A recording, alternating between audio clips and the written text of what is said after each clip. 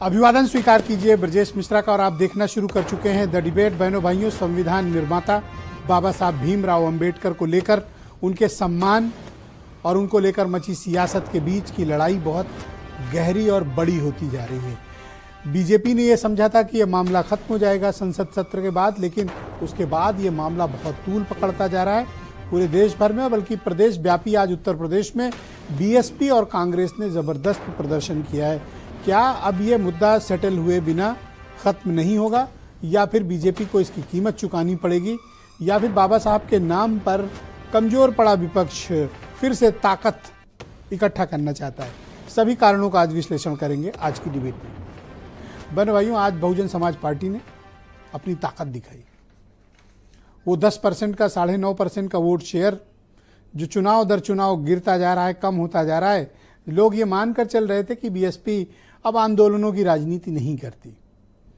बहनों भाइयों, लेकिन बीएसपी ने आज इस मिथक को तोड़ दिया। आज उत्तर प्रदेश के तकरीबन सभी जिला मुख्यालयों पर बहुजन समाज पार्टी ने शांतिपूर्ण तरीके से लेकिन प्रभावकारी प्रदर्शन किया। बीएसपी के काज के लिए भले न वर्कर इनका इकट्ठा हो, लेकिन बाबा साहब के नाम पर सब इकट्ठा हो जाते हैं। ये एक खूबी है इनकी। तो जब मायावती ने बाबा साहब के सम्मान की कॉल दी,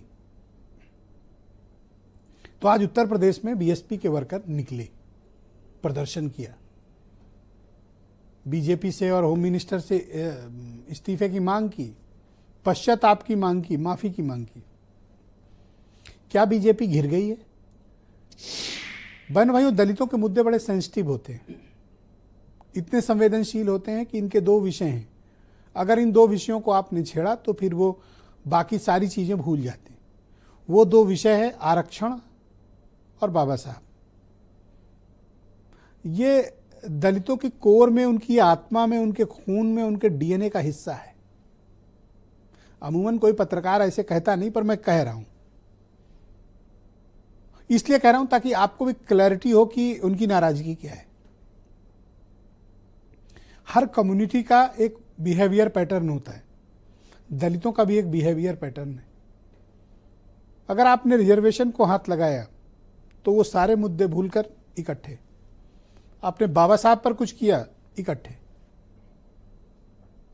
जो मायावती को वोट भी नहीं दे रहे थे, जो बीजेपी को वोट दे रहे थे जो इंडिया अलायंस को वोट दे रहे थे, आज वो सब बीएसपी के बैनर तले इकट्ठा हुए और उत्तर प्रदेश के 75 जिलों में एक प्रभावकारी उपस्थिति दिखाई।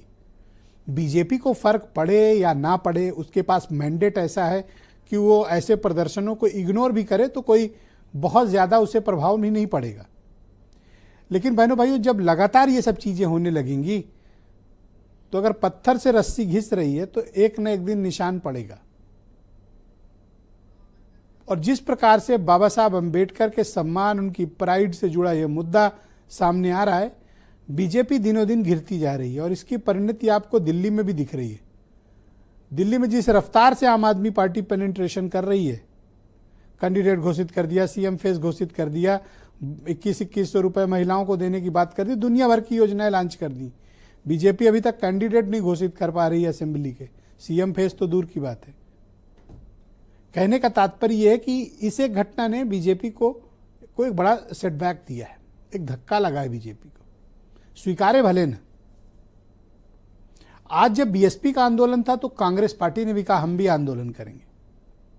कांग्रेस में आजकल होड़ मची हुई है उत्तर प्रदेश में कि ज्यादा से ज्यादा आंदोलन करना है, पार्टी को खड़ा करना है। लेकिन बीएसपी के मुकाबले तो नहीं था, लेकिन अधिकांश जिलों में जहां कांग्रेस का कैडर था उन्होंने प्रदर्शन किया, अपनी नाराजगी जताई, इस्तीफे की मांग की, एक्सेट्रा एक्सेट्रा, जो भी उनकी डिमांड्स हैं। बहन भाइयों, बीजेपी इस मामले पर अड़ियल रुख क्यों अख्तियार कर रही? होम मिनिस्टर के स्पष्टीकरण की वाली प्रेस कॉन्फ्रेंस के पश्चात बीजेपी ने इस पूरे मामले पर खामोशी अख्तियार कर ली थी। लेकिन आज एक बड़ा डेवलपमेंट हो गया जो इस डिबेट में चर्चा करना बेहद आवश्यक है। आज बीजेपी ने तय किया कि उसके शासित सभी राज्यों के मुख्यमंत्री ओपन प्रेस कॉन्फ्रेंस करेंगे और प्रेस कॉन्फ्रेंस करके बाबा साहब पर किए गए कार्य बताएंगे, बीजेपी के, प्रधानमंत्री मोदी के, और कांग्रेस और बाकी विपक्ष की आलोचना की जाएगी। आज 18 राज्यों के मुख्यमंत्रियों ने एक साथ प्रेस कॉन्फ्रेंस की पूरे देश में। उत्तर प्रदेश में भी मुख्यमंत्री योगी आदित्यनाथ ने प्रेस कॉन्फ्रेंस की। कांग्रेस और बाबा साहब के जो कॉम्प्लिकेटेड रिलेशंस रहे हैं उनकी भी याद दिलाई। ये सब क्यों हो रहा है? क्योंकि बीएसपी और कांग्रेस ने आज प्रदर्शन किए हैं, लिहाजा इसका इम्पैक्ट बीजेपी ने महसूस किया। वरना 6 दिन की खामोशी के बाद आज ही क्यों सबकी प्रेस कॉन्फ्रेंस लगाई गई? ये बहुत ही ज्वलंत विषय है। मैंने जैसा डिबेट के प्रारंभिक उद्बोधन में भी ये बात कही, दलित समाज के लिए ये बेहद संवेदनशील सामाजिक मसला है। इस पे कोई राजनीति करता है तो राजनीति तो इस देश में किस बात पे नहीं होती? इस देश की राजनीति, इसके देश के डीएनए में ही राजनीति है, हर चीज पर होती है, इस पर भी हो रही है। बीजेपी घिर गई है तो जाहिर सी बात है कि उनके राइवल पार्टियां इसका फायदा उठाएंगी। हर कोई उठाता है। ये जब गलती करते हैं तो बीजेपी इनकी छाती पे चढ़ बैठती है और उसका लाभ लेती है।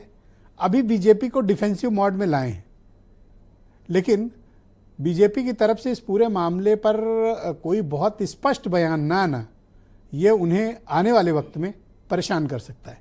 यह डिबेट का हम आज इस चर्चा को आगे बढ़ाएंगे। कुछ स्टेटमेंट सुने आप, फिर आज की डिबेट।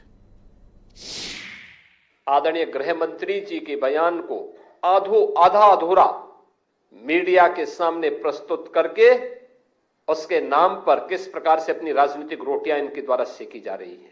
बाबा साहब भीमराव अंबेडकर का अपमान करने की कांग्रेस की फितरत, चाहे वह कांग्रेस के द्वारा या समाजवादी पार्टी के द्वारा, इन सभी को देश की जनता से माफी मांगनी चाहिए। भाजपा शुरू से दलित विरोधी है।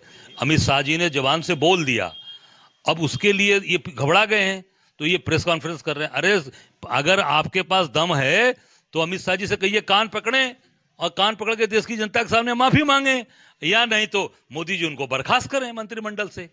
आरएसएस और भारतीय जनता पार्टी हमेशा बाबा साहब डॉक्टर भीमराव अंबेडकर जी का अपमान करने का काम करती है। गृह मंत्री ने जिस तरीके से बाबा साहब का अपमान करने का काम किया है, उससे पूरे देश में भाजपा के खिलाफ आक्रोश व्याप्त हो गया है। तो बहनों भाइयों, आज की परिचर्चा को आगे बढ़ाएंगे। संजय चौधरी उत्तर प्रदेश में भारतीय जनता पार्टी के प्रवक्ता हैं, मनोज काका समाजवादी पार्टी से हैं, सीपी राय मुख्य प्रवक्ता हैं उत्तर प्रदेश में कांग्रेस कमेटी के गौतम साहब हमारे साथ मौजूद हैं, फॉर्मर कैबिनेट मिनिस्टर हैं और दलित समाज के जाने माने नेता हैं, और बहुत ही चर्चित पत्रकार राजेंद्र गौतम जी हमें डिबेट में ज्वाइन कर चुके हैं। वीरेंद्र सिंह जी हमारे स्टेट हेड, आप सभी का स्वागत और धन्यवाद इस कार्यक्रम में मेरे साथ उपस्थित रहने के लिए। के गौतम जी